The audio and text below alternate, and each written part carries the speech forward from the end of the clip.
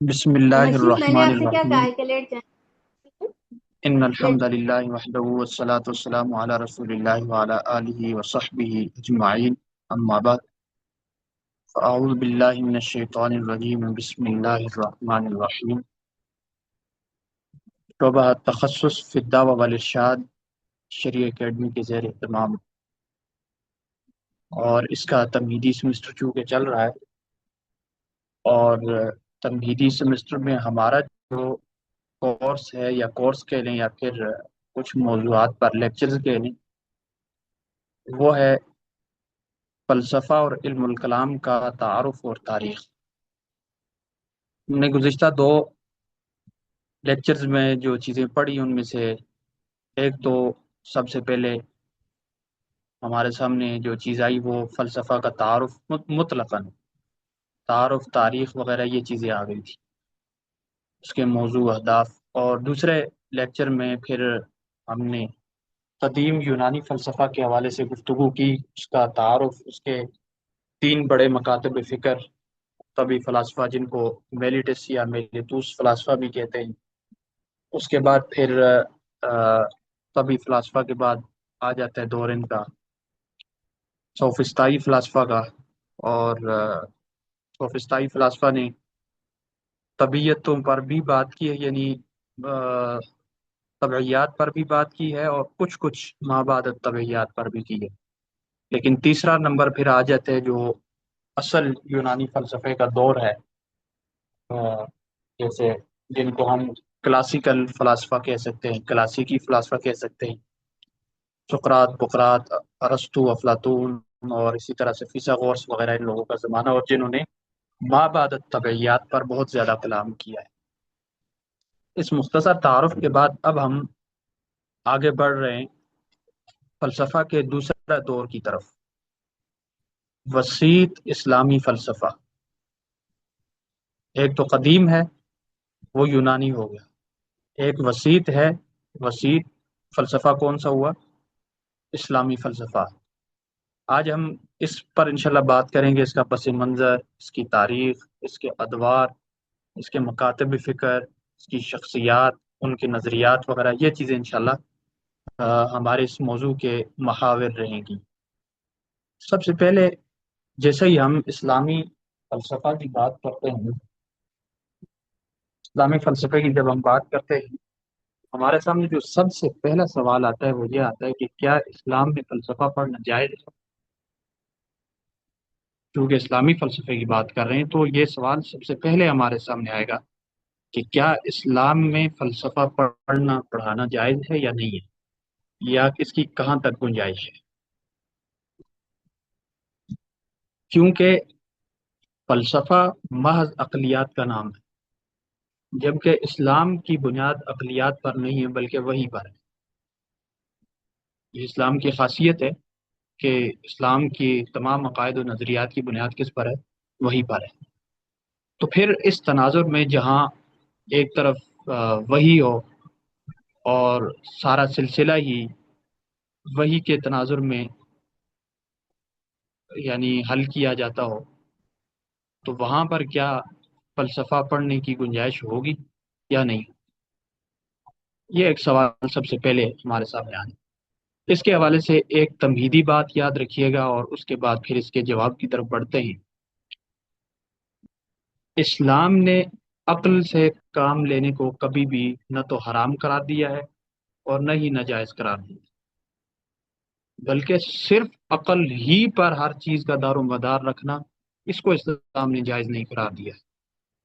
اس کی وجہ وہی ہے جو میں نے آپ کو میرے خیال سے پہلے لیکچر میں غالباً یا پھر دوسرے میں غالباً جب تنقیدی مطالعہ ہم پڑھ رہے تھے تو اس وقت میں نے بتایا تھا، یا پھر آپ نے شیخ الاسلام مفتی تقی عثمانی صاحب کا اگر ترجمہ قرآن کسی نے دیکھا ہو، اس کے مقدمے میں بھی یہ بات شامل ہے کہ جہاں پر حواس کا دائرہ ختم ہوتا ہے وہاں سے عقل کا دائرہ شروع ہوتا ہے، جہاں سے عقل کا دائرہ ختم ہوتا ہے وہاں سے وحی کا دائرہ شروع ہوتا ہے۔ اور میں نے علامہ تفتزانی کا حوالہ بھی دیا تھا، انہوں نے بھی اس پر بحث کی ہے، اس میں جو شرح العقائد النصفیہ ہے اس میں۔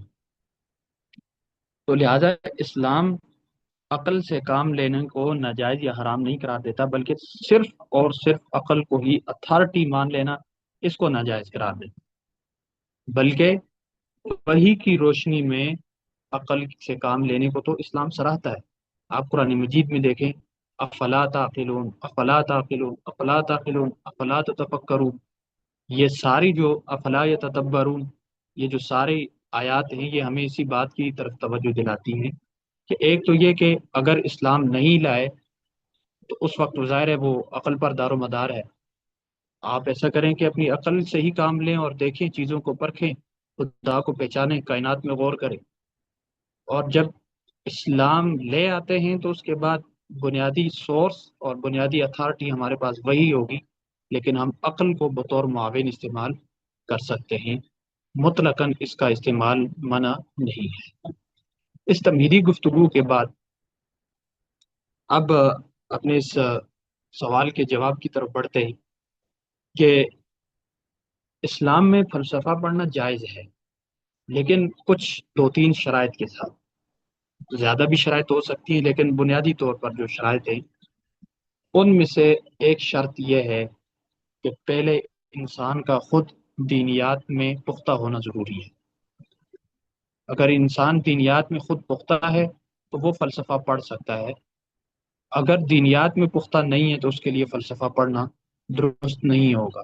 ہم یہ نہیں کہتے کہ جائز ہی نہیں ہوگا، ٹھیک ہے، ممکن ہے وہ منفی اثر اس پہ نہ ہو، لیکن عموماً یہی ہوتا ہے۔ تو پہلی شرط تو یہ ہے کہ وہ دینیات میں خود پختہ ہو۔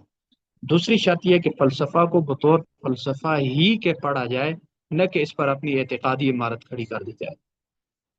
فلسفہ پڑھنے کا یہ مطلب نہ ہو کہ اس کو اپنا عقیدہ بنا لیں، بلکہ فلسفہ پڑھنے کا مطلب یہ ہونا چاہیے کہ اس کو اگر آپ مطلب ذوق ہے تو فلسفہ کو بحیثیت فلسفے کے پڑھیں۔ شاہ ولی اللہ رحمہ اللہ کی جو کچھ خصوصیات ہیں ان میں سے ایک یہ بھی ہے، وہ فرماتے ہیں کہ جو ہمارے ہاں عقلیات کے مباحث شروع ہوئے معتزلہ سے، علم الکلام وغیرہ کے، اور پھر آگے مختلف جو اسکول آف تھاٹس آئے ہیں، ایک طرف حنبلی آیا، ایک طرف کیا کہتے ہیں اشعری، اور اسی طرح سے ایک طرف ماتوریدی، یہ سب عقیدے کی بنیاد پر نہیں ہے، بلکہ یہ محض عقلی مباحث ہیں۔ یہ احمد جاوید صاحب بھی اس کو اسی طرح سے شاہ ولی اللہ صاحب کا حوالہ دے کر پیش کرتے ہیں۔ یہ بہرحال یہ ایک ذرا جسے کہہ لیں کہ ایک گہرائی میں جا کر سمجھنے والی بات ہے، اس سے قطع نظر ہم اپنی موضوع کو ہی آگے بڑھاتے ہیں۔ ان دو شرائط کے بعد اب ہم دیکھتے ہیں، حضرت ابو ذر رضی اللہ تعالیٰ عنہ فرماتے ہیں، ان کے بارے میں آتا ہے، کان الناس یسألون رسول اللہ صلی اللہ علیہ وسلم عن الخیر وکنت اسأل عن الشر، لوگ رسول اللہ علیہ السلام سے خیر کے سوالات کرتے تھے، خیر پوچھتے تھے، اور میں شر کے بارے میں پوچھتا تھا۔ اب اگر فلسفے کو زیادہ سے زیادہ برا مان لیا جائے تو کم از کم شر ہوگا۔ تو اب آپ دیکھیں، حضرت ابو ذر رضی اللہ تعالیٰ عنہ خود جب دینیات میں پختہ ہیں تو شر کے بارے میں سوال بھی کرتے ہیں اور اس کو حل کرنے کی بھی کوشش کرتے ہیں۔ اسی طرح سے امام ایک امام شبکی یا شبکی رحمہ اللہ گزرے ہیں، ان کے حوالے سے ایک تو سبکی ہیں، یہ وہ سبکی نہیں، یہ اور ان کے حوالے سے نقل کیا جاتا ہے کہ ان کے پاس کوئی بھی طالب علم جب فلسفیانہ بحث چھیڑتا تو وہ اسے منع کر دیتے اور فرماتے پہلے دینیات میں پختگی حاصل کریں، پھر فلسفیانہ بحث حل کرنے کی کوشش کریں۔ تو ان شواہدات کی روشنی میں ایک قاعدہ ایک قاعدے کو بھی شہرت ملتی ہے، اس قاعدے کو بھی ہم یہاں اگر فٹ کریں تو وہ تائیدی کردار ادا کرے گا۔ وہ کیا ہے کہ شر کو شر کے لیے نہیں پہچانا جاتا، بلکہ اس لیے پہچانا جاتا ہے کہ اس سے بچا جا سکے۔ شر کو شر کے لیے نہیں پہچانا جاتا ہے، بلکہ اس لیے پہچانا جاتا ہے کہ تاکہ اس سے بچا جا سکے۔ اور جو شخص شر کو خیر کے ذریعے نہیں پہچانتا تو وہ اکثر اسی میں مبتلا ہو جاتا ہے۔ اس لیے جب شر کو ہم جاننے کی کوشش کریں گے تو پہلے خیر میں پختہ ہونا، یعنی دینیات میں پختہ ہونا ہمارے لیے ضروری ہوگا۔ تو اسی لیے آپ لوگ تو ماشاءاللہ سارے علماء فضلاء ہیں، تو انشاءاللہ یہ آپ کے لیے مسئلہ نہیں ہے۔ اب اسلامی فلسفے کا پس منظر کیا ہے؟ یہاں میں ایک دلچسپ روداد آپ کے سامنے رکھنے لگا ہوں، اور مزے کی بات یہ ہے کہ ابھی میں اس لیکچر کو جب تھوڑا سا اپنے پاس منظم کر رہا تھا تو یہ لکھتے لکھتے لکھتے جب میں نے غور کیا تو یہ پورا مضمون بن گیا تھا۔ تو انشاءاللہ کوشش کروں گا ماہنامہ شریعہ میں یا پھر نصرت العلوم کے ماہنامہ جس میں بھی آ گیا تو انشاءاللہ آپ لوگوں کو بھیج بھی دوں گا، تو یہ پڑھیے گا۔ ابھی میں گفتگو بھی کر لیتا ہوں اس پر کہ اسلام میں فلسفے کا پس منظر کیا ہے۔ اسلام میں فلسفے کا پس منظر کیا ہے؟ یہاں پہلے میں آپ کو ایک بات کی طرف، ایک پیچیدگی کی طرف توجہ دلانا چاہتا ہوں، پھر اس پر بحث کرتے ہیں انشاءاللہ۔ آپ نے دیکھا ہوگا، ہم سنتے ہیں امام غزالی رحمۃ اللہ علیہ نے معتزلہ کا رد کیا، امام ابن تیمیہ نے معتزلہ کا رد کیا، فلاں کا رد کیا، فلاسفہ کا رد کیا۔ اب امام غزالی رحمۃ اللہ علیہ 5ویں صدی ہجری کے آدمی ہیں، اور معتزلہ پہلی 3 صدیوں میں گزرے۔ تو اب یہ کتنی بڑی کنفیوژن پیدا ہو جاتی ہے کہ یار پھر یہ امام غزالی نے کیسے معتزلہ کا رد کر لیا، براہ راست رد کر رہے ہیں؟ یا پھر شیخ الاسلام ابن تیمیہ رحمۃ اللہ علیہ، وہ تقریباً میرے خیال سے چھٹی یا ساتویں، غالباً 7ویں صدی ہجری کے آدمی ہیں، تو وہ اگر معتزلہ پر رد کرتے ہیں تو یہ کون سے معتزلہ ہیں جن پر رد ہو رہا ہے؟ تو یہ کچھ چیزیں جو ہمارے ذہن میں ایک الجھن سی پیدا کر دیتی ہیں، ان کو ذرا ہم حل کریں گے اس پس منظر کو پڑھتے۔ اسلام میں فلسفے کے پس منظر کا اگر ہم پس منظر بیان کرنا چاہیں تو اس کو ہم پہلی صدی ہجری سے لے کر آئیں گے۔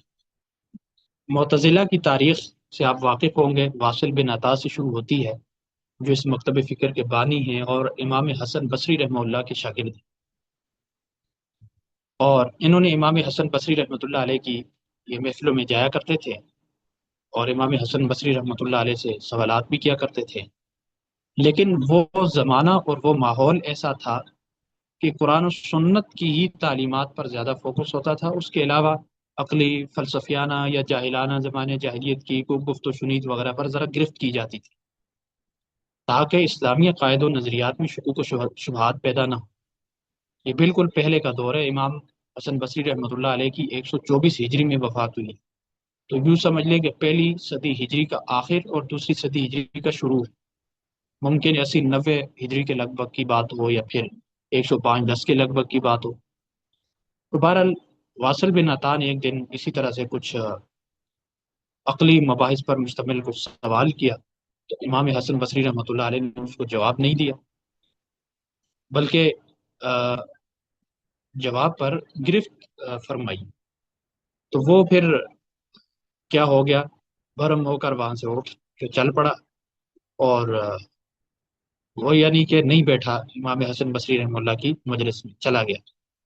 اس موقع پر امام حسن بصری نے کیا فرمایا، اعتزال عنا، کہ ہم سے یہ کیا ہو گیا، الگ ہو گیا۔ یہ تو آپ نے بحث اس میں بھی پڑھی ہوگی، شرح العقائد النصفیہ میں شروع میں مقدمے میں آ جاتی ہے یہ بات۔ بہرحال یہاں سے تو یہ چلا گیا، لیکن واصل بن عطا کے افکار و نظریات سے اتفاق کرنے والے جتنے لوگوں کا حلقہ تھا، جتنے لوگ تھے، وہ اس کے حلقے میں داخل ہوتے ہوتے اس کا حلقہ کافی بڑھ گیا۔ اب پہلے پہل ان لوگوں کے زیادہ تر عیسائیوں کے ساتھ مناظرے ہوتے تھے۔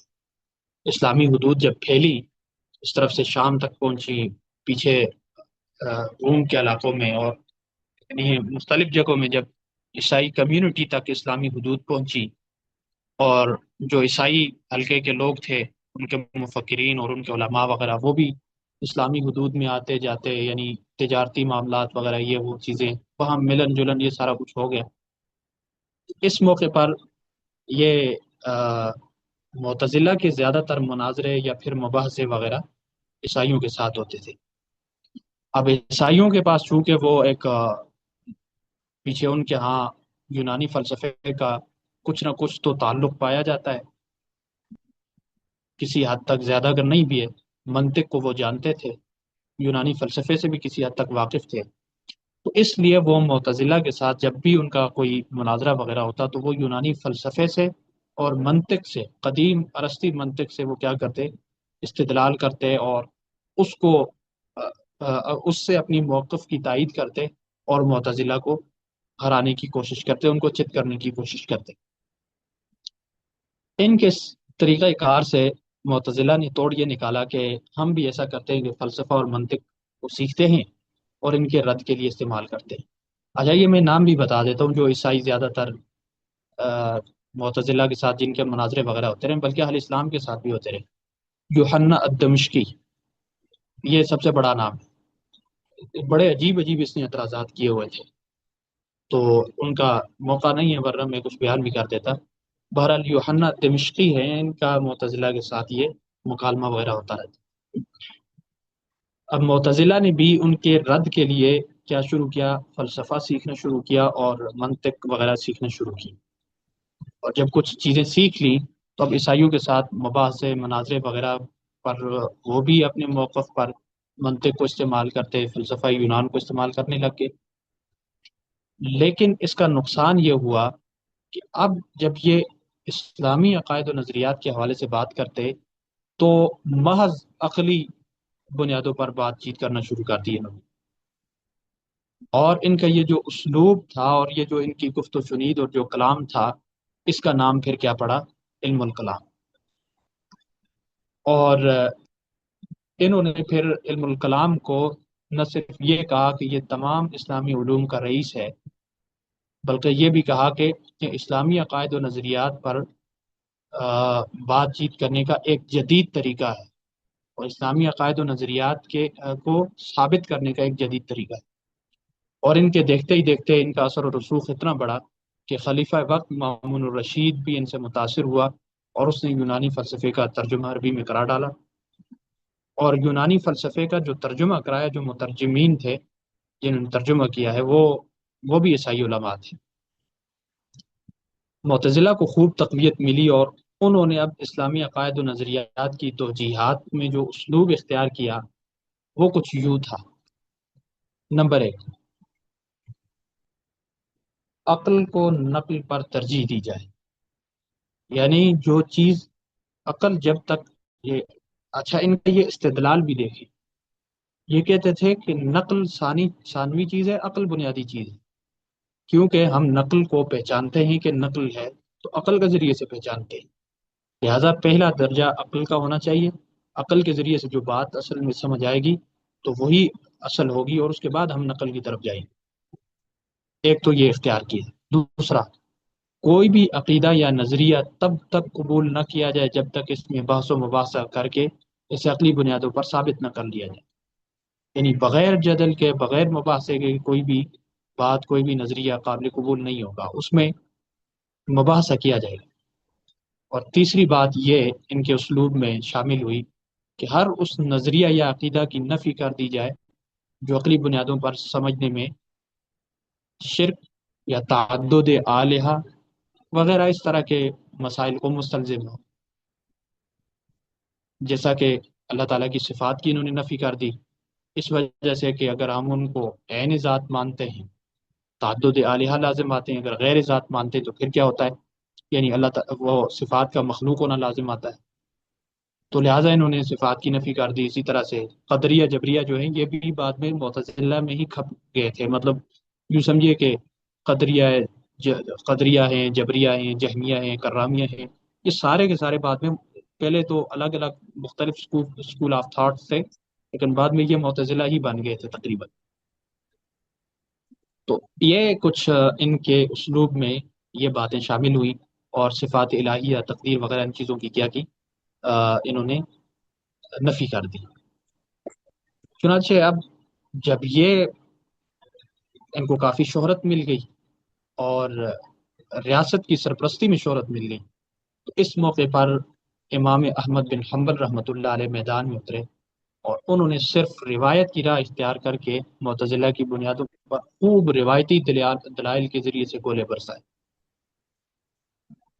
روایت کی راہ اختیار کی اور عقل کو ترک کیا۔ عقل کو ترک کرنے سے مراد یہ نہیں ہے کہ عقل کو سے بالکل کام ہی نہیں لیا، عقل سے ترک کرنے سے مراد یہ ہے کہ چونکہ وہ بالکل ہی عقل کو بنیاد مانتے تھے تو انہوں نے بلکہ آسان اور سادہ الفاظ میں یوں کہیے کہ معتزلہ عقل کو نقل پر ترجیح دے رہے تھے، تو انہوں نے ایک جو راہ اختیار کی اس میں نقل کو عقل پر ترجیح دی گئی۔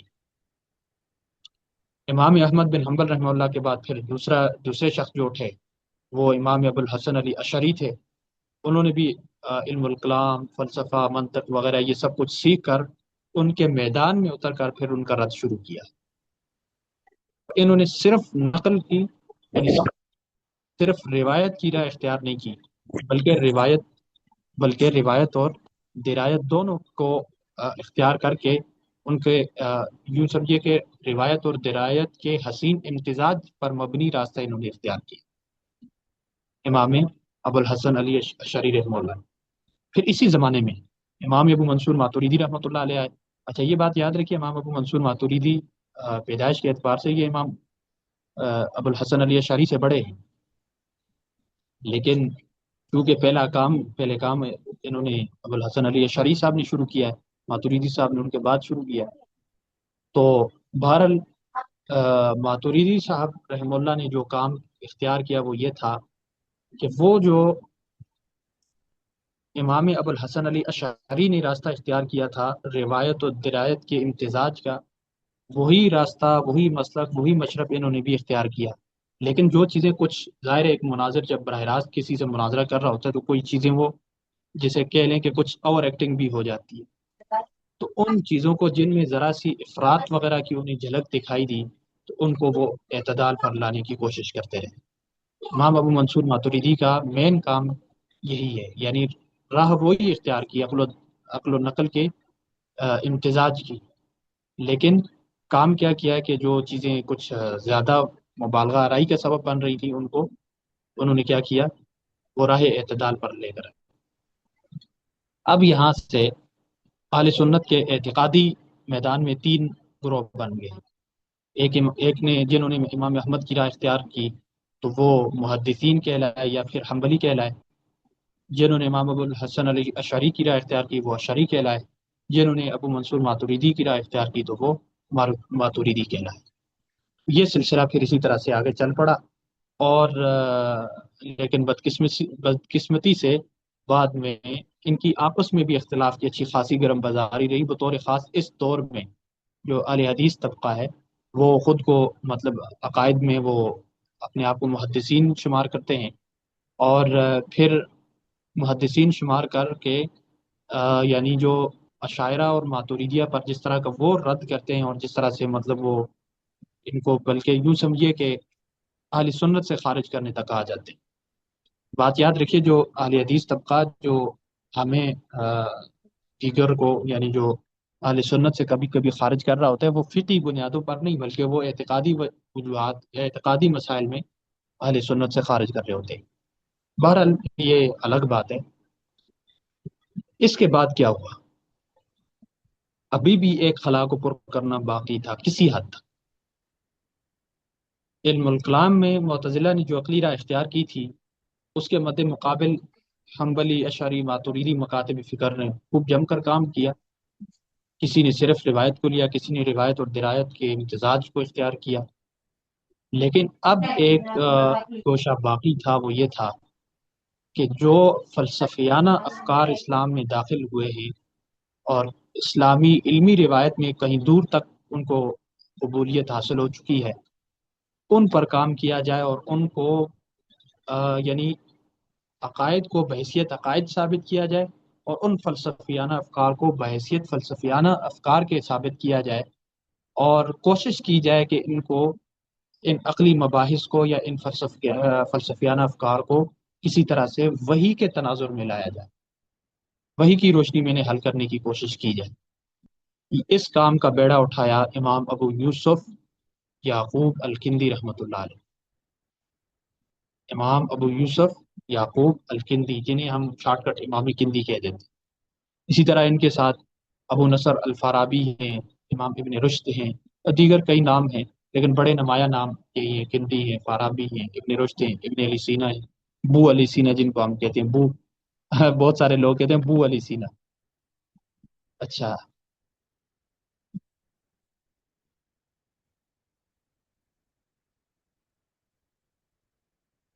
ان لوگوں نے یہ راہ اختیار کی، یہ بات یہاں یاد رکھنے کی ہے کہ ان کے جو عقائد تھے اور ان کے جو نظریات تھے وہ وہی تھے جو عام اہل سنت کے ہوتے ہیں، لیکن انہوں نے جو فلسفے میں کام کیا تو فلسفیانہ افکار کو بحیثیت فلسفے ہی کے پیش کیا، لیکن ان کو وہی کے تناظر میں حل کرنے کی کوشش کی۔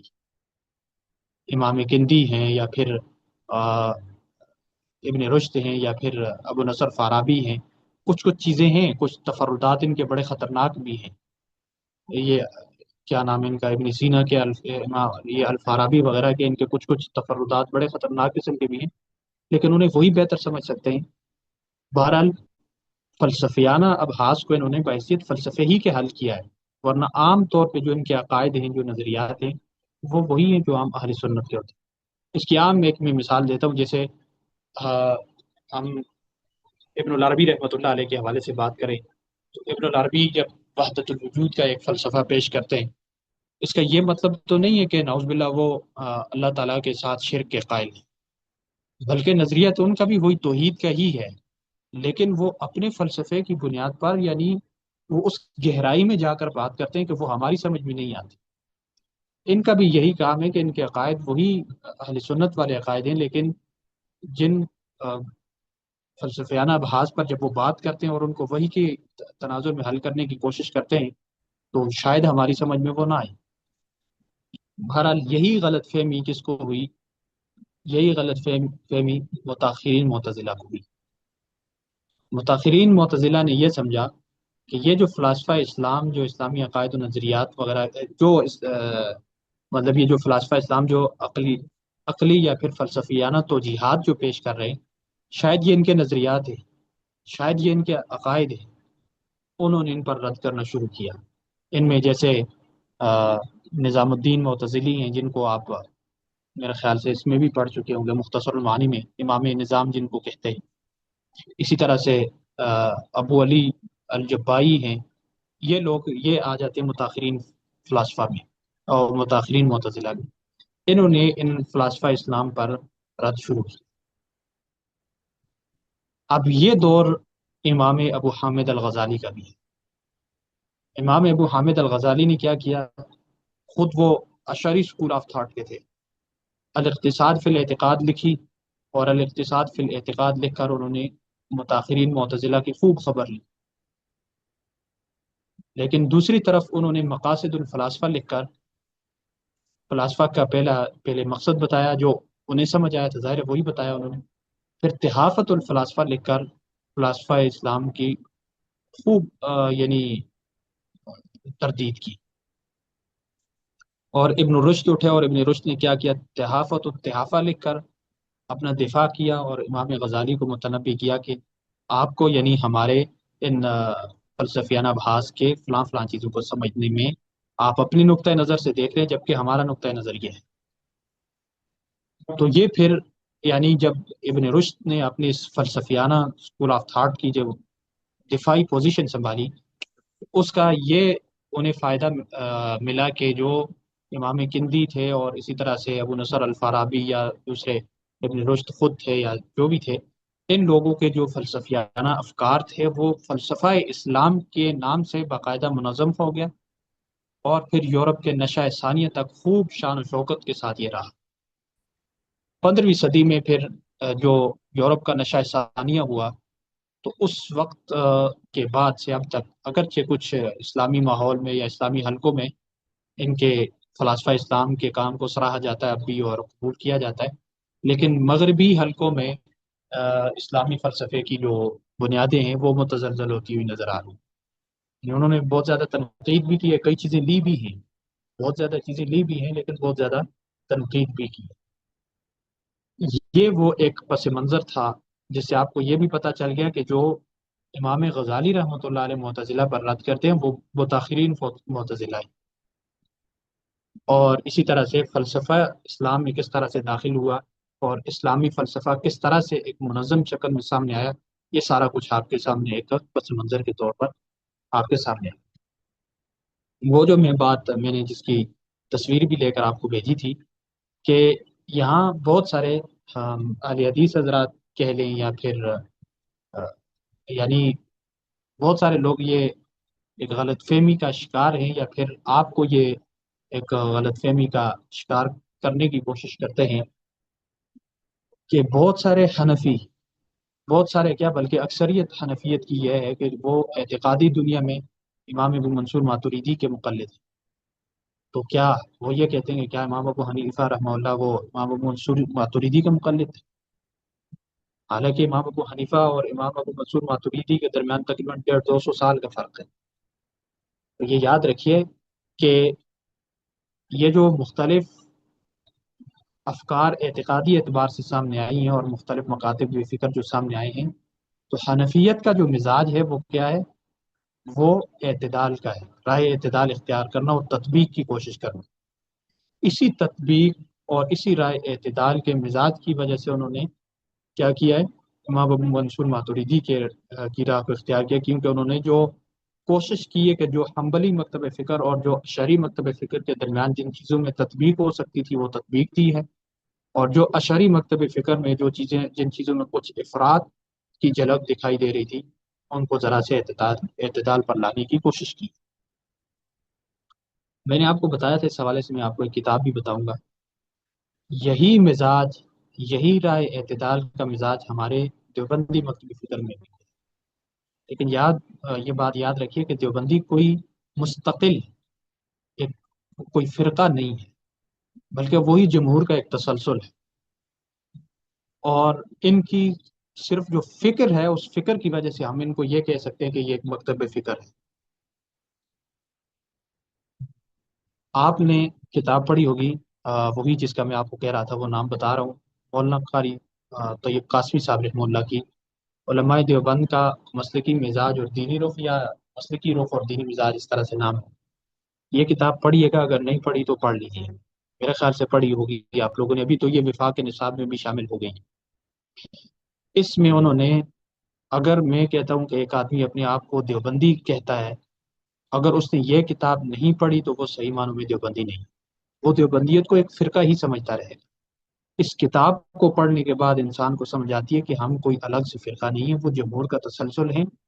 اور حضرت نانوتوی رحمہ اللہ کی کچھ ایک فکر جس طرح سے علم الکلام میں تھی، انہوں نے جو اشعری اور ماتریدی نام جو دوبارہ دوبارہ بتا دیجیے دو گا مکاتب فکر تھے، ان کے بھی درمیان ایک تطبیقی راہ اختیار کرنے کی کوشش کی ہے۔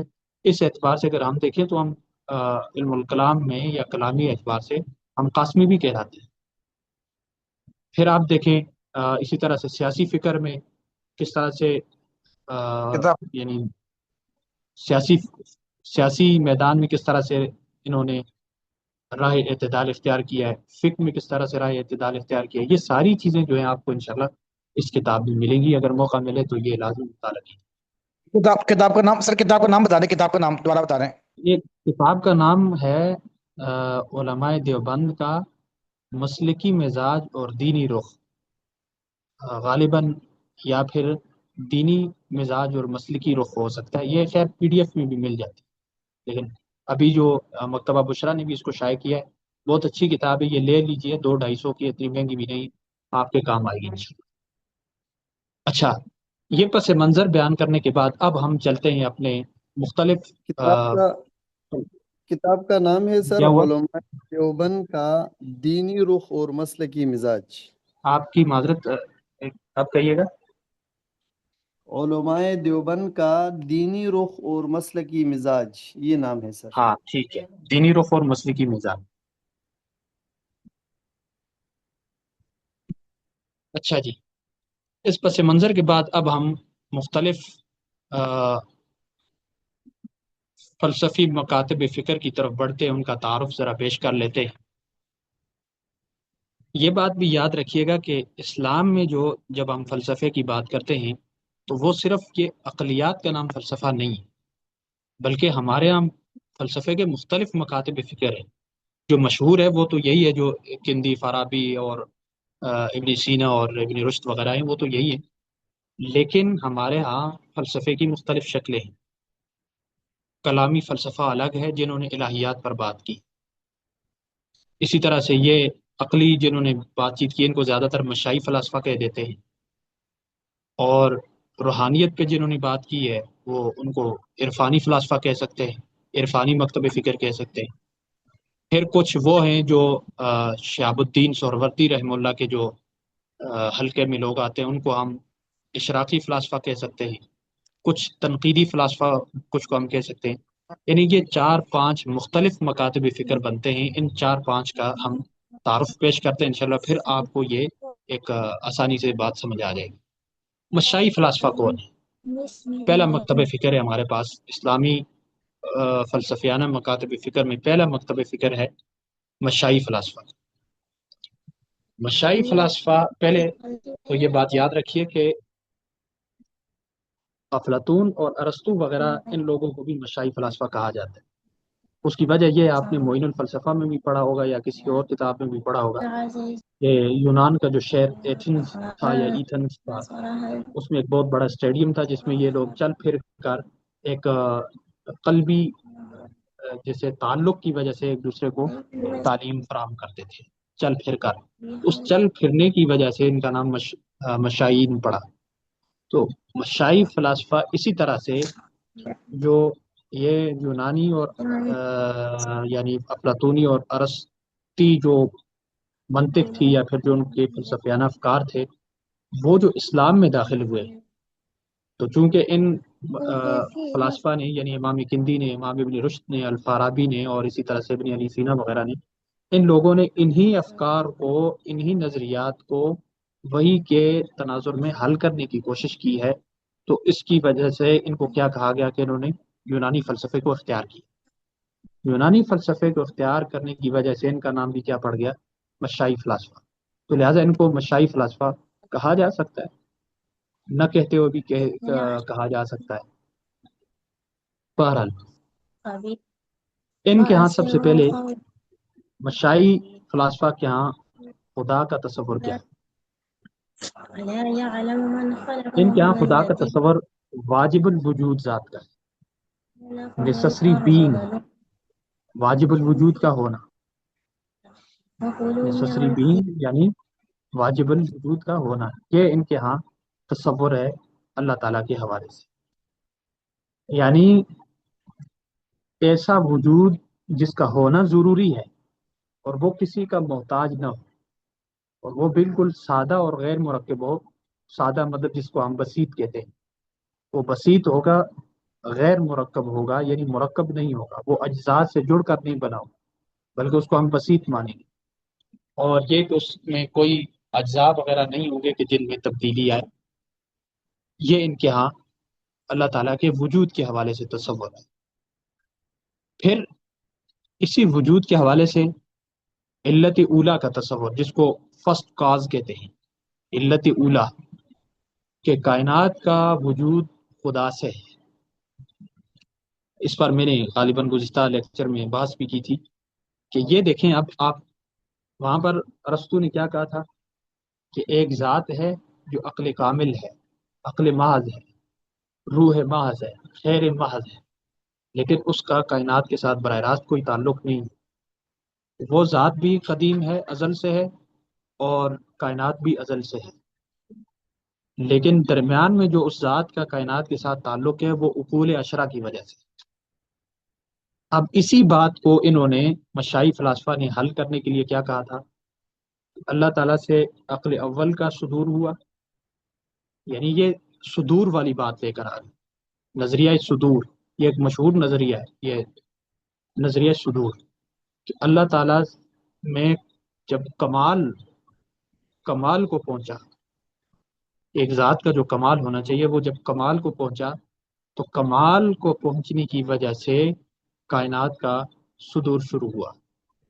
اس کی ایک مثال لے لیں، مثال دینا مناسب تو نہیں ہے لیکن ویسے آپ کو سمجھانے کے لیے، مثال کے طور پر آپ جگ میں پانی بھریں، بوتل میں پانی بھریں، کسی بھی چیز میں پانی بھریں، جب وہ فل ہو جائے تو فل ہو جانے کے بعد کیا ہوتا ہے؟ پھر وہ مزید باہر گرنے لگتا ہے. تو یعنی اللہ تعالیٰ کی ذات میں جب کمال کو پہنچا تو اس ذات سے جو کمال صادر ہوتا رہا، وہ کمال صادر ہو کر کائنات کی شکل اختیار کرتا ہے. لیکن یہ صدور براہ راست نہیں ہوا.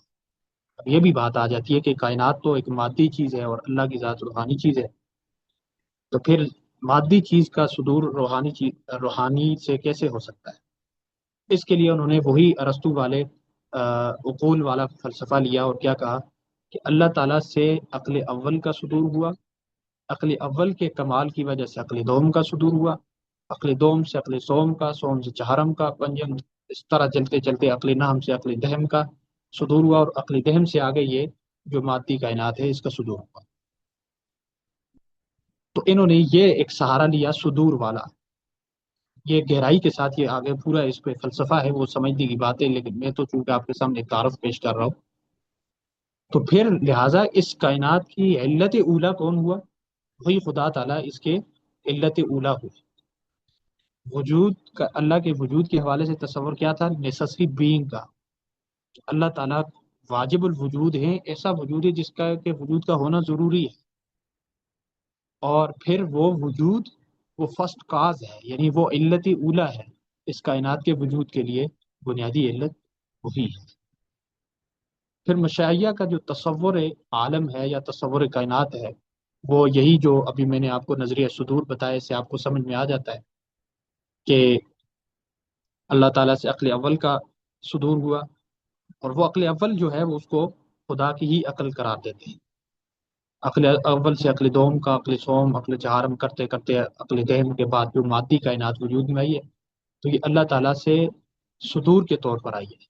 اب یہاں ایک اور شبہ پیدا ہو جاتا ہے، ان کے ہاں کائنات کے قدم کا ایک نظریہ پایا جاتا ہے، لیکن اس کا یہ مطلب نہیں ہے کہ یہ کائنات کو نعوذ باللہ اللہ تعالیٰ کی طرح قدیم مانتے ہیں، جس طرح اللہ قدیم اسی طرح کائنات قدیم، ایسا نہیں ہے، بلکہ یہ کہتے ہیں کہ یہ اپنے آغاز کے اعتبار سے اس میں قدم پایا جاتا ہے، کیونکہ یہ آغاز میں کیا تھی؟ اللہ تعالیٰ کا کمال تھا، اور اللہ تعالیٰ کا کمال تو جب اللہ سے موجود ہے تو اس کا کمال بھی موجود ہے، لیکن پھر ایک وقت ایسا آیا کہ اس کمال، وہ کمال جو ہے وہ صادر ہونے لگا، جب صادر ہونے لگا تو اس کے بعد یہ مادی کائنات وجود میں آ۔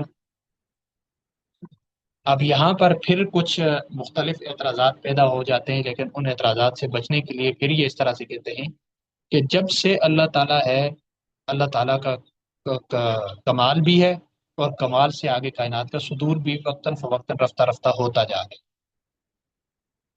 تو یہ ایک نظریہ اختیار کر لیتے ہیں کائنات کے حوالے سے۔ پھر انسان کے حوالے سے ان کا جو تصور ہے وہ یہ ہے، کہتے ہیں کہ جسم انسانی جسم جو ہے یہ ایک مادی چیز ہے اور فانی چیز ہے، لیکن روح مجرد اور غیر مادی ہے اور لا فانی ہے۔ اب آپ نے کو میں نے بتایا تھا کیا نام ہے اس کا، افلاطون بھی یہی کہتا ہے کہ انسانی روح لا فانی ہے۔ اب یہ بھی یہی کہہ رہے ہیں کہ لا فانی ہے، لیکن لا فانی کا یہ مطلب نہیں ہے جو افلاطون کے ہاں تھا۔ وہ کیا کہہ رہا تھا کہ عالم مثال سے آئی ہے انسان کے جسم میں، یہاں سے نکل کر واپس عالم مثال میں چلی جاتی نہیں، وہ کہہ رہے تھے یہاں سے نکل کر دوسرے انسان میں چلی جاتی، دوسرا کوئی انسان پھر پیدا ہوتا ہے اس میں چلی جاتی ہے۔ لیکن یہ کہتے ہیں کہ روح اللہ کی طرف سے آئی تھی اور انسان کے جسم میں آئی، انسان کے جسم سے نکل کر جسم ختم ہو جاتا ہے، روح ختم نہیں ہوتی بلکہ وہ قائم رہتی ہے، اسی پر موت طاری ہوگی، اور پھر وہی کیا ہوگی، قیامت کے دن دوبارہ زندہ ہو جائے گی، اور پھر اس کے بعد آگے رہے گی، لہذا یہ لافانی ہوئی۔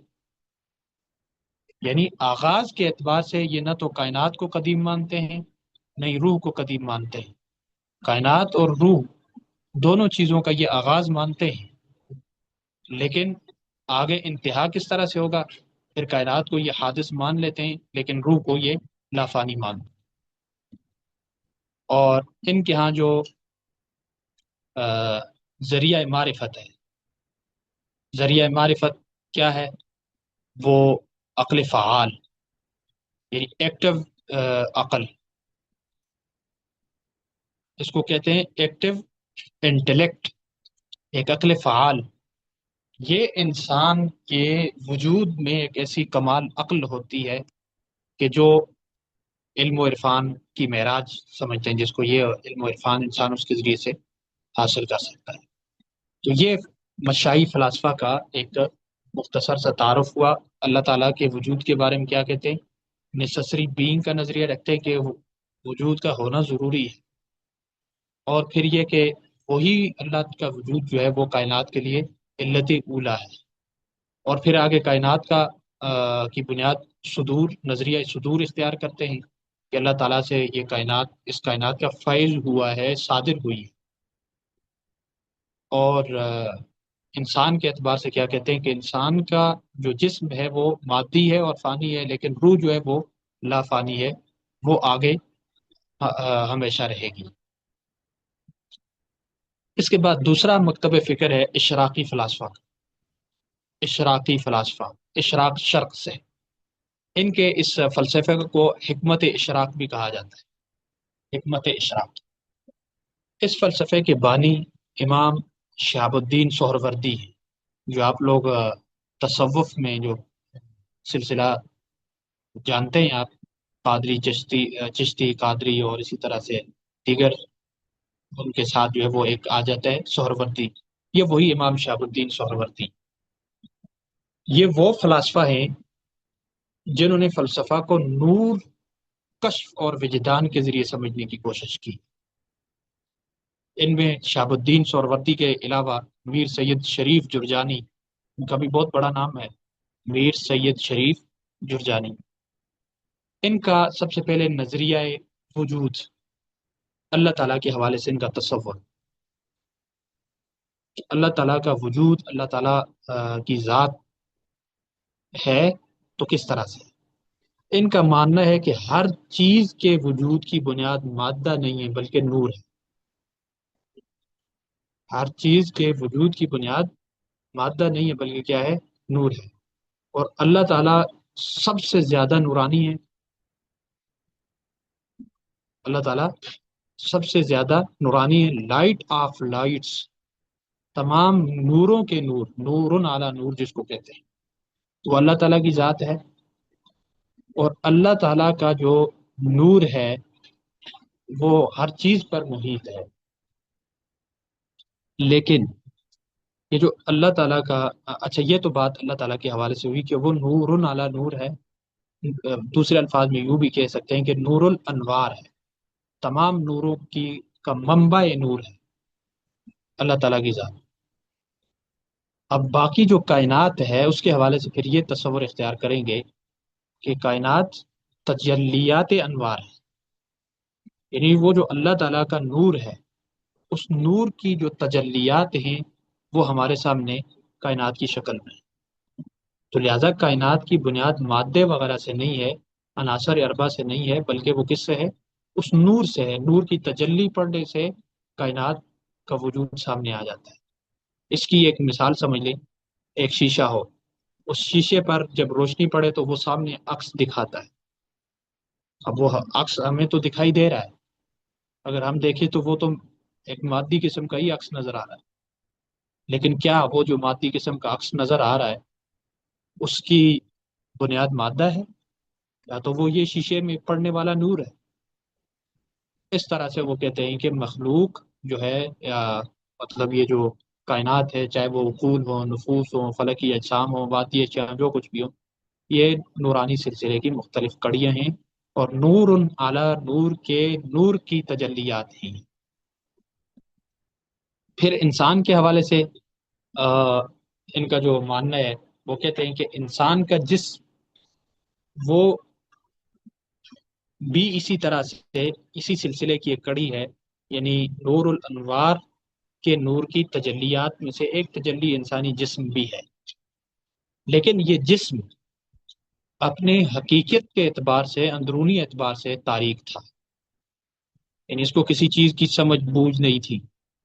اللہ تعالیٰ کی طرف سے ایک روحانی روح، جس کو نورانی روح کہہ لیں، وہ آئی اور اس نے انسان میں داخل ہو کر انسان کو کمالات عطا کی۔ تو یہ انسان کا تصور ان کے یہاں پایا جاتا ہے۔ ذریعہ معرفت، یہ کشف، جو کشف جیسے متصوفین کشف کہتے ہیں، اسی طرح سے عقل، علم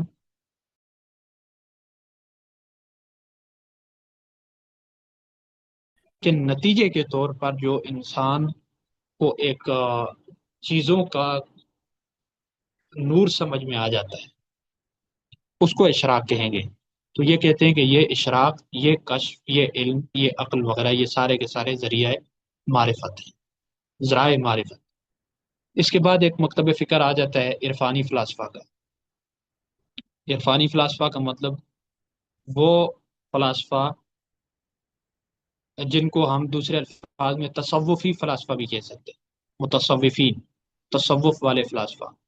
ان کے بانی مبانی، ان کی بنیادی شخصیت امام محی الدین ابن العربی رحمۃ اللہ علیہ ہیں، جبکہ مولانا روم نے بھی ان کا کے اس سلسلے کو آگے بڑھایا ہے، اور بعد کی دنیا میں، ہندوستان کی دنیا میں مجدد الفسانی جن کو امام ربانی کہتے ہیں، وہ بھی اس سلسلے کی ایک بہت بڑی کڑی ہے۔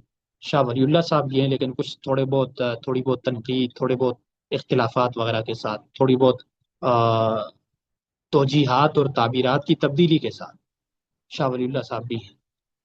ان کے ہاں جو خدا کا تصور ہے وہ کیا ہے؟ وحدت الوجود کا تصور، یعنی حقیقی وجود صرف اللہ کا ہے۔ اور ابن العربی کا مشہور قول ہے لا موجود الا اللہ، کہ اللہ کے سوا کوئی بھی چیز موجود نہیں ہے، موجود صرف اللہ کی ذات ہے۔ باقی جو یہ جو ساری کائنات ہمیں نظر آ رہی ہے، یہ اس وجود کی، وہ جو وجود ہے یہ اس کے سائے ہیں، یا یوں کہہ لیں تجلیات ہیں۔ اس وجود کے سائے اور اس وجود کے اس وجود کی جو تجلیات ہیں وہ یہ کائنات کی شکل میں ہمیں نظر آتی ہیں۔ اور اس پر شاہ ولی اللہ صاحب کے فلسفے پر ڈاکٹر ملک غلام مرتضیٰ نے ایک پی ایچ ڈی رسالہ لکھا ہے اپنا پنجاب یونیورسٹی سے، شاہ ولی اللہ کا فلسفہ مابعد الطبعیات۔ اس میں انہوں نے اس پر تھوڑا سا کلام کرنے کی کوشش کی ہے، زیادہ تو نہیں ہے، تھوڑا سا ہے۔ باقی جو وحدت الوجود کا فلسفہ یا اس پر جو کلام ہوا ہے، جو اس پر تنقید ہوتی ہے، جس طرح سے شیخ الاسلام ابن تیمیہ رحمۃ اللہ علیہ، تو وہ تو ابن العربی رحمہ اللہ کو وہ نعوذ باللہ زندیق مانتے ہیں، ان کی اپنی ایک فکر ہے، اپنا ایک ذوق ہے۔ لیکن ظاہر ہے ابن العربی کا کو جو اس طرح سے تصوف میں کمال حاصل تھا اور جس گہرائی میں جا کر وہ بات کر رہے تھے، وہ اب ہر کوئی اس کو شاید اس لیول پر نہ سمجھ سکے۔ لیکن یہ کیا کہتے تھے کہ اللہ کا حقیقی وجود ہے، باقی ساری کی ساری چیزیں اس وجود کے سائے ہیں اور اس کی تجلیات ہیں، لا موجود الا اللہ۔ اور جو ان کے ہاں نظریہ اتحاد حق و خلق، یعنی حق سے مراد اللہ تعالیٰ کی ذات اور خلق سے مراد مخلوق، یہ جو پایا جاتا ہے نظریہ، تھوڑا سا خطرناک قسم کا نظریہ ہے، لیکن ان کی سوچ کے اعتبار سے کیا پتہ اس میں کتنی گہرائی ہو سکتی ہے۔ وہ کہتے ہیں کہ حق یعنی اللہ کی ذات اور خلق مخلوق، یہ علیحدہ علیحدہ نہیں ہے، بلکہ مراتب وجود ہے۔ جو وجود اعلیٰ ہے وہ اللہ ہے، اور جو اس وجود ہی کے جو آگے تجلیات ہیں اور وجود اسفل ہے وہ مخلوق ہے۔ اسی وجود کے سائے، اس وجود کی جو تجلیات ہیں۔ اب مثال کے طور پر ایک مثال پیش کرتا ہوں، وہی بات ہے کہ مثال پیش کرنا مناسب نہیں ہے، لیکن بات تاکہ سمجھ میں آ جائے آسانی سے۔ اب سورج جو ہے یہ ایک بہت نورانی چیز ہے، لیکن سورج سے جو تپش آتی ہے یا جو سورج سے روشنی پڑتی ہے، یہ اب سورج ہی کی ایک تجلی ہے۔ اب ہم اس کو سورج سے الگ کوئی چیز تو نہیں مان سکتے، لیکن کہاں ہے؟ کیا یہ سورج کی ذات کے ساتھ ہے؟ وہ تو یہاں زمین پر پڑ رہی ہے، سورج تو اوپر ہے۔ سورج ایک کیا ہے؟ ایک حقیقی وجود ہے، اور ایک انتہائی جو ہے وہ روشن وجود ہے، لیکن اس کا جو عکس یا اس کی جو تجلی زمین پر پڑ رہی ہے، مخلوقات پر پڑ رہی ہے یہ وہی سورج ہی ہے، لیکن اس لیول پر نہیں ہے جس لیول پر سورج ہے۔ تو یہ ان کے ہاں اتحاد حق اور خلق کا جو ایک نظریہ پایا جاتا ہے وہ یہ ہے۔ پھر ان کا تصور کائنات یہ ساتھ ہی سمجھ میں آ جاتا ہے کہ تصور جو کائنات ہے وہ اللہ تعالیٰ کے وجود کی جو ہیں وہ تجلیات ہیں، یا وجود کا سایہ کہہ لیں اس کو۔ تو یعنی اللہ تعالیٰ کی جو ذات اور صفات ہیں، مختلف صفات میں سے ایک صفت جو ہے وہ کچھ صفات ایسی بھی ہیں جو تجلیات کی صورت میں دکھائی دیتی ہیں، تو وہی جو تجلیات کی صورت میں صفات دکھائی دیتی ہیں وہ کائنات کی شکل بھی اختیار کر لیتی ہیں۔ تو یہ ان کے ہاں کائنات کا ایک تصور پایا جاتا ہے۔ پھر عالم کی درجہ بندی کرتے ہیں، عالم لاہوت، عالم جبروت، عالم ملکوت اور عالم ناسوت۔ جو سب سے اعلیٰ عالم ہے، جو سب سے اعلیٰ وجود ہے، وہ ذات حق کا عالم ہے، عالم لاہوت۔ اور جو اس کے بعد دوسرے درجے کا عالم ہے وہ عالم جبروت ہے، یعنی اللہ کی صفات۔ اور پھر اسی عالم جبروت سے آگے جو عالم وجود میں آتا ہے وہ عالم ملکوت ہے، عالم ارواح۔ اور ارواح سے پھر آگے جو ایک عالم وجود میں آتا ہے وہ عالم ناسوت ہے، جس کو ہم مادی دنیا کہتے ہیں۔ ان کے ہاں یہ عالم کی درجہ بندی کا بھی تصور پایا جاتا ہے۔ پھر انسان کا تصور جو ہے وہ یہی ہے کہ انسان ایک پرفیکٹ مین، یعنی ایک کامل انسان۔ انسان ایک کامل چیز ہے، انسان کائنات کا خلاصہ ہے۔ شاہ ولی اللہ صاحب بھی یہ اس میں نظریہ پیش کرتے ہیں، غالباً حجت اللہ البالغہ میں بھی شاید کہیں پر تھوڑی بہت بات کی ہے، لیکن کسی اور کتاب میں وہ کہتے ہیں کہ کائنات شخص اکبر ہے اور انسان شخص اصغر ہے۔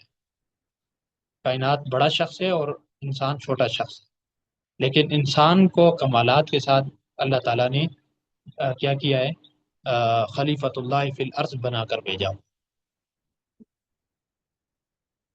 پھر ذریعہ معرفت ان کے ہاں عقل اور اس کے ساتھ ساتھ کشف، وہی اور کشف کے ساتھ ساتھ عشق، محبت اور تجربہ باطن، یہ ساری وہ چیزیں ہیں جن کے ذریعے سے حقائق تک پہنچا جا سکتا ہے، جن کے ذریعے سے علوم حاصل کیے جا سکتے ہیں۔ اس کے بعد پھر ایک مکتب فکر ہے کلامی فلاسفہ۔ کلامی فلاسفہ ان کو کہتے ہیں جنہوں نے الہیات پر بات کی، علم الکلام پر بات کی۔ ان میں وہی والی بات ہے، یہ تقریباً پس منظر میں آپ کو سمجھ بھی آ گیا ہوگا کہ ان کا جو اللہ تعالیٰ کے حوالے سے تصور ہے وہ کیا ہے کہ کلامی فلاسفہ میں جو معتزلہ ہوں گے ان کا تصور یہ ہے کہ وہ اللہ تعالیٰ کا وجود مانتے ہیں، لیکن اس وجود سے جتنے بھی لوازمات یا متعلقات ہو سکتے ہیں یا پھر صفات ہو سکتی ہیں، ان سب چیزوں کی نفی کرتے ہیں۔ وہ کہتے ہیں کہ اگر ہم ان کو عین ذات مانتے ہیں تو تعدد الہہ لازم آتا ہے، غیر ذات مانتے ہیں تو پھر کیا ہے، مخلوق کے ساتھ مشابہت لازم آتی ہے، لہٰذا اللہ تعالیٰ کی صفات ہیں ہی نہیں ہے۔ تو اللہ تعالیٰ کے حوالے سے معتزلہ کا تصور کیا ہوگا کہ اللہ تعالیٰ کا وجود تو ہے لیکن صفات نہیں ہے۔ لیکن اہل سنت کا تصور، اہل سنت میں جو مختلف مکاتب فکر ہیں، جو اشاعرہ ہیں، وہ کہتے ہیں اللہ تعالیٰ کا وجود بھی ہے اور ساتھ اللہ تعالیٰ کی صفات ذاتیہ بھی ہیں، علم، قدرت، ارادہ، سمع، بصر، کلام۔ اور اسی طرح سے جب ماتریدیہ کی بات آئے گی تو وہ ایک صفت کو اضافی مان لیتے ہیں، وہ تکوین بھی مانتے ہیں۔ تو وہ یہ کہتے ہیں کہ یہ اللہ تعالیٰ کی 7 یا 8 صفات ذاتیہ ہیں، اس کے علاوہ باقی تمام صفات اللہ تعالیٰ کی صفات فعلیہ ہیں، جبکہ جو محدثین ہیں وہ تمام کی تمام صفات کو صفات ذاتیہ مانتے ہیں، وہ فعلیہ اور ذاتیہ کی تقسیم نہیں کرتے۔ یہ اللہ تعالیٰ کے وجود کا ایک تصور۔ کائنات کا جو تصور ہے معتزلہ کے ہاں، کائنات وہ کہتے ہیں کائنات قدیم ہے، کائنات میں قدم پایا جاتا ہے۔ امام غزالی رحمۃ اللہ علیہ کے حوالے سے جو میں نے آپ کو بتایا تھا الاقتصاد فی الاعتقاد میں، انہوں نے جو مختلف دعوے لکھے ہیں، الدعوہ اولا، الدعوہ ثانیہ، میرے خیال سے دعوہ ثانیہ میں غالباً انہوں نے یہ کام کیا، بڑا اچھا کلام کیا ہے، معتزلہ پر بڑا زبردست نقد کیا اور رد کیا ہے، ان کے اس نظریہ قدم کائنات پر بڑا زبردست رد کیا انہوں نے۔ تو کائنات میں یہ یعنی زمان و مکان دونوں کے اعتبار سے یہ کائنات کو کیا مانتے ہیں، ایک قدم کا تصور رکھتے ہیں۔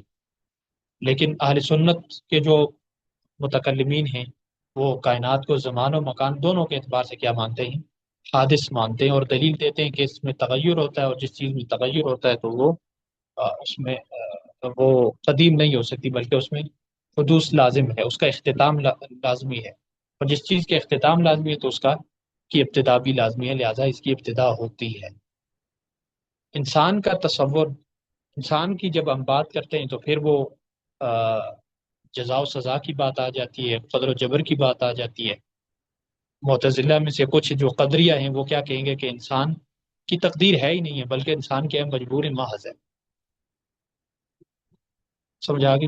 انسان یعنی تقدیر کا بالکل انکار۔ اور اسی طرح سے معتزلہ یعنی یہی جو قدریہ یہ معتزلہ میں داخل ہو جاتے ہیں، تو یہ تقدیر کا انکار کر دیتے ہیں۔ لیکن اہل سنت والجماعت کے جو پھر ہوں گے متکلمین، تو وہ کیا کہیں گے کہ انسان میں تقدیر بھی ہے، اور انسان کے افعال کے خالق خود اللہ تعالیٰ ہیں۔ آپ لوگوں نے بخاری شریف کی جو آخری کتاب التوحید ہے، اس میں اگر آپ نے دیکھا ہو حاشیے میں مولانا جو سہارنپوری صاحب ہیں، کیا نام ہے، خلیل احمد سہارنپوری صاحب، جن کا حاشیہ ہے، اس حاشیے میں آپ دیکھیں تو انہوں نے اس پر بڑا اچھا کلام کیا ہوا تھا جگہ جگہ۔ تو انسان کے افعال کے خالق تو اللہ تعالیٰ ہے، لیکن افعال کو آگے عمل میں لانے کے لیے انسان خود مختار ہے۔ انسان کیا ہے؟ خود مختار ہے۔ اور یہ کلامی فلاسفہ، ان کے ہاں جس طرح سے ذریعہ معرفت وہی کو بھی مانتے ہیں، عقل کو بھی مانتے ہیں، ساتھ تجربہ وغیرہ کو بھی کسی حد تک مان لیتے ہیں۔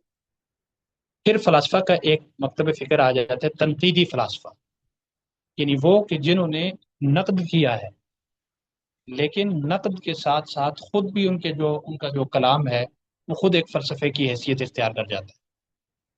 جیسے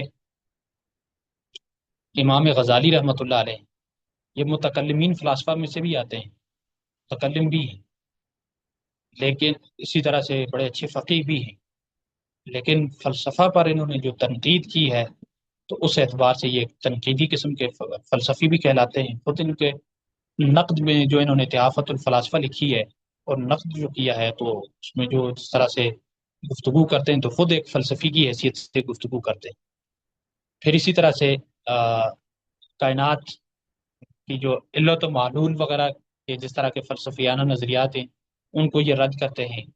اور انسان کے حوالے سے کہ انسان کا سارا کچھ فلسفہ ہی نہیں ہے، بلکہ تزکیہ، شریعت اور عرفان ہے، یہ چیزیں یعنی فلسفے کو کافی حد تک یہ رد کر دیتے ہیں۔ پھر ابن رشد ہیں، وہ فلسفی بھی ہیں اور تنقیدی فلسفی بھی ہیں۔ اب آپ امام غزالی رحمۃ اللہ علیہ کو جب ایک نقد کے اعتبار سے ایک تنقیدی فلسفی مان لیتے ہیں، ناقد فلسفی جب آپ مان لیتے ہیں، تو دوسری طرف سے جب ابن رشد ان کو جواب دیتے ہیں تو گویا وہ ایک فلسفی کا نقد کر رہے ہیں۔ اس اعتبار سے پھر ابن رشد بھی کیا کہلاتے ہیں؟ وہ بھی ایک ناقد فلسفی کہلاتے ہیں۔ پھر اسی طرح سے شاہ ولی اللہ صاحب رحمہ اللہ بھی کسی حد تک یہ کام کرتے ہیں۔ وہ ان کی کوششوں میں سے ایک کوشش یہ ہے، وہ فلسفہ یا علم الکلام وغیرہ میں، تصوف میں انہوں نے کوشش کی ہے اعتدال کی۔ اس اعتدال کے لیے ظاہر ہے انہوں نے کچھ چیزوں پر نقد بھی کرنا پڑا ہے، اور نقد کیا ہے انہوں نے۔ تو لہٰذا ایک اعتبار سے ہم دیکھیں تو شاہ ولی اللہ صاحب بھی رحمۃ اللہ علیہ جو ہیں، یہ بھی کیا ہیں؟ تنقیدی فلاسفہ میں آتے ہیں۔ تو یہ آج کی ہماری ایک مختصر سی گفتگو تھی، جس میں مختلف اسلام کے جو فلاسفر ہیں ان کے مختلف مکاتب فکر کا آپ کے سامنے تعارف آ گیا۔ تو جی، اس کے حوالے سے آپ مجھے کوئی سوال کرنا چاہتا ہو تو سوال کر سکتا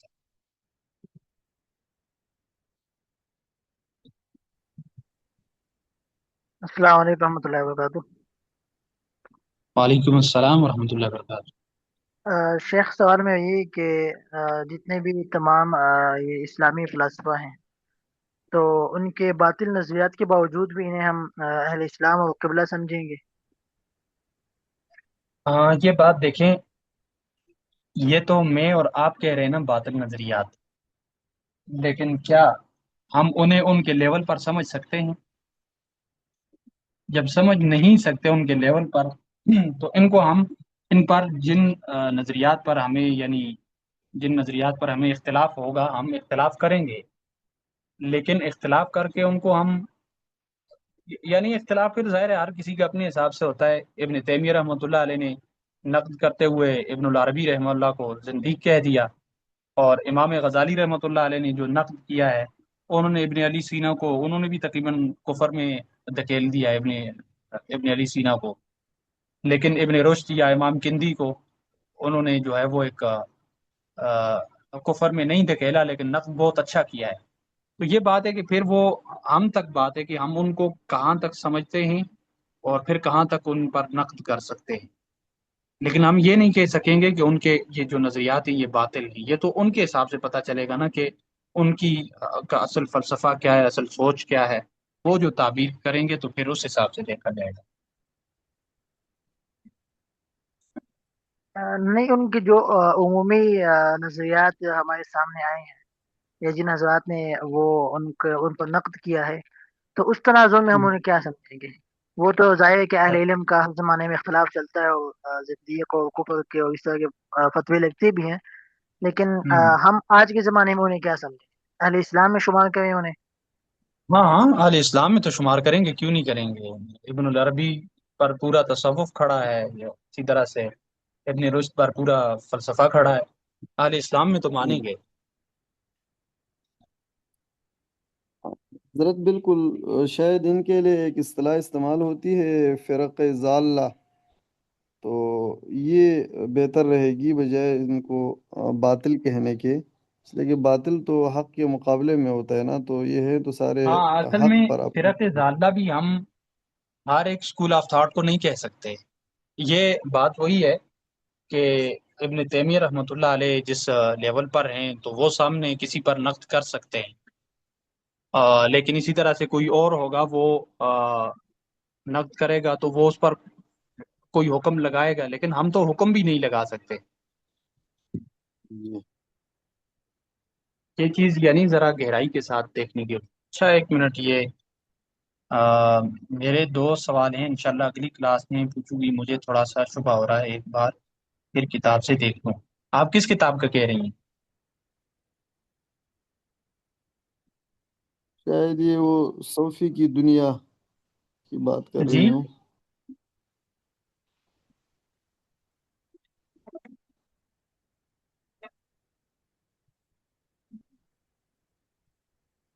تو چیٹ میں بتائیں گے سر۔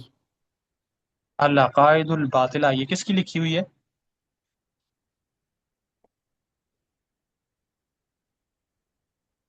چلیں بہرحال آپ ایسا کیجئے گا نا، آپ یہ کتاب دیکھ کر تو جو بھی سوال ہوا آپ گروپ میں کر لیجئے گا۔ سر یہ امام ٹھیک ہے، غزالی آپ رحمۃ گروپ میں کر اللہ، لیجئے گا، میں انشاءاللہ اس کا جو جواب ہوا وہ دے کر تو پھر میں بنین والے گروپ میں بھی فارورڈ کر دوں گا۔ سر یہ امام غزالی رحمۃ اللہ علیہ نے جو متاخرین معتزلہ پر کتاب لکھی تھی اس کا کیا نام تھا؟ اس کا نام ہے الاقتصاد فی الاعتقاد۔ الاقتصاد فی الاعتقاد۔ جی، اچھا، اور یہ جو متکلمین فلاسفہ ہیں ہمارے کلامی، ان میں بڑے نام میں کون ہیں؟ یہ جو امام ابو الحسن اشعری یا ماتریدی یہ والے ہیں؟ جی، ان میں متکلمین فلاسفہ کو ہم پورے ایک کافی لمبے دور میں ہم دیکھیں گے نا، شروع میں واصل بن عطا سے لے کر جو دیگر بڑے بڑے معتزلہ آئے ہیں وہ بھی متکلمین فلاسفہ میں آئیں گے، تو ان پر تو ظاہر ہے ان کے تو ضالہ ہونے پر تو وہ تو تقریباً امت کا اجماع ہے نا، ان کو ہم فرق ضالہ کہہ سکتے ہیں، فرقہ گمراہ فرقہ ہم کہہ سکتے ہیں، معتزلہ کو، قدریہ کو، جبریہ کو۔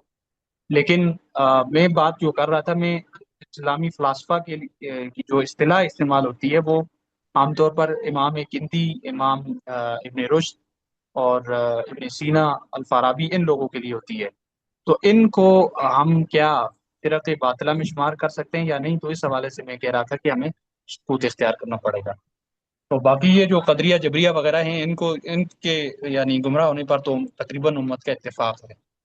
تو پھر اس میں متکلمین فلاسفہ میں ابو الحسن علی اشعری بھی آ جائیں گے، اسی طرح ابو منصور ماتوریدی صاحب بھی آ جائیں گے، بعد میں یہ جو باقلانی ہے، نام میرے ذہن میں صحیح نہیں آ رہا، وہ آ جائیں گے، امام غزالی آ جائیں گے، کسی حد تک امام راضی بھی آ جائیں گے، یہ سارے لوگ اس میں آ جائیں گے۔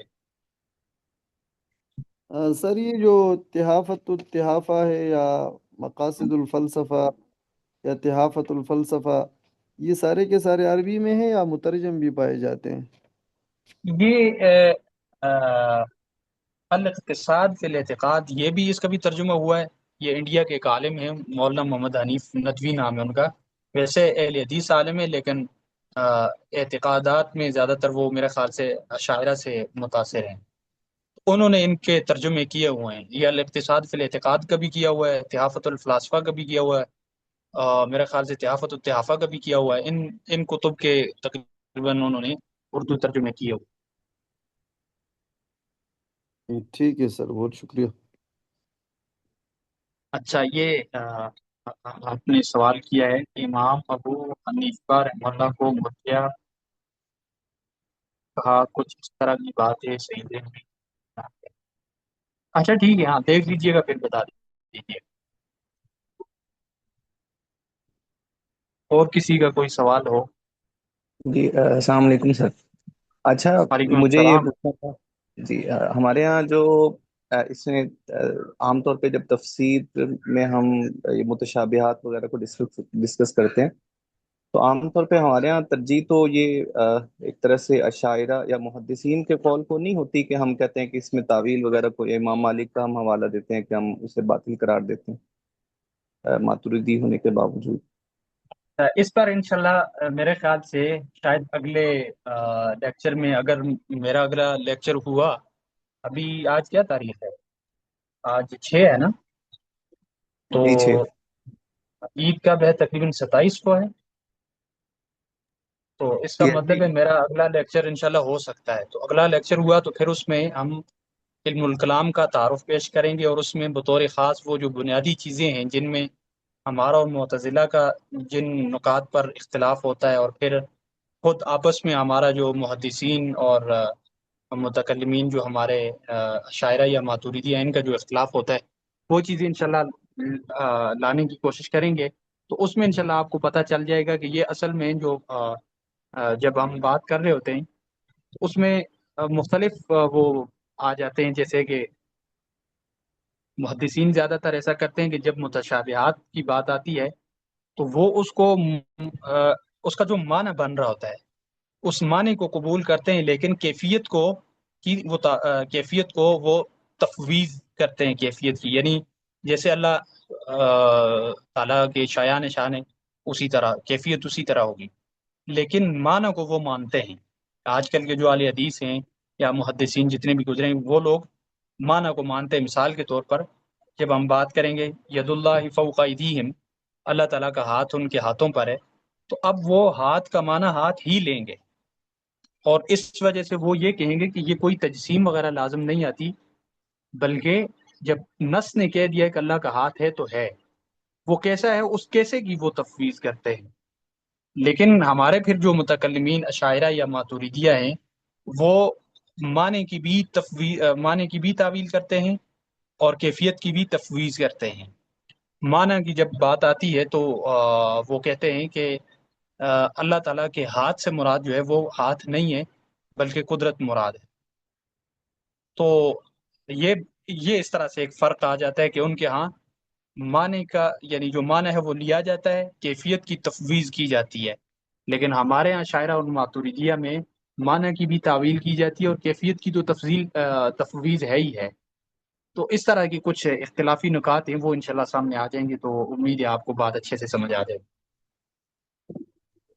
اچھا، اس میں آپ نے وہ ماتوریدیہ کا ذکر کرتے ہوئے کہا تھا نا کہ وہ ایک طرح سے اعتدال کی طرف ہیں، تو میرے ذہن میں یہ آ رہا تھا کہ اگر ہم ماتوریدیہ کچھ، اگر آپ نے آگے اسے ڈسکس کرنا ہے تو بعد میں کر لیجیے گا، کہ ماتوریدیہ کا ایک طرح سے ان کو اگر ہم پڑھتے ہیں تو انہوں نے عقل کے اوپر تھوڑا سا کافی اس کی اہمیت اور اس کے کردار کے وہ لے کے چلے ہیں، کہ جیسے حسن اور خوب اور وہ بھی عقل سے، تو شاید ہمیں احناف کو سوٹ ہی ماتوریدی مکتب فکر کرتا تھا، अशायरा तो थोड़ा सा नकल की तरफ चलेगा।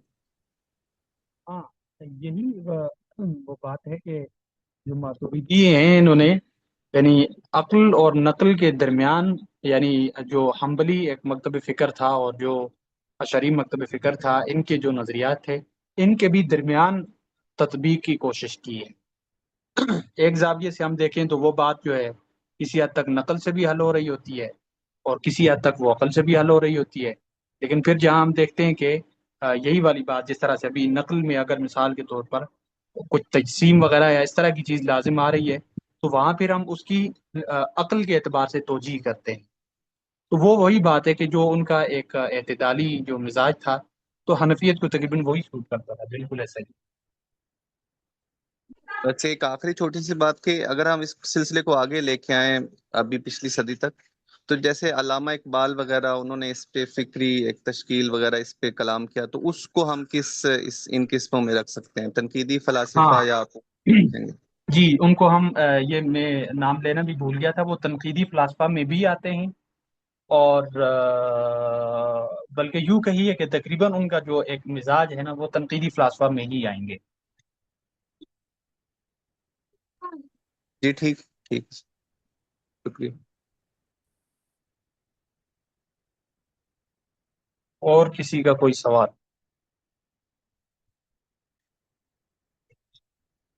ठीक है, फिर इंशाल्लाह मिलते हैं अगले बुध को इंशाल्लाह जिंदगी। सुब्हानकल्लाह,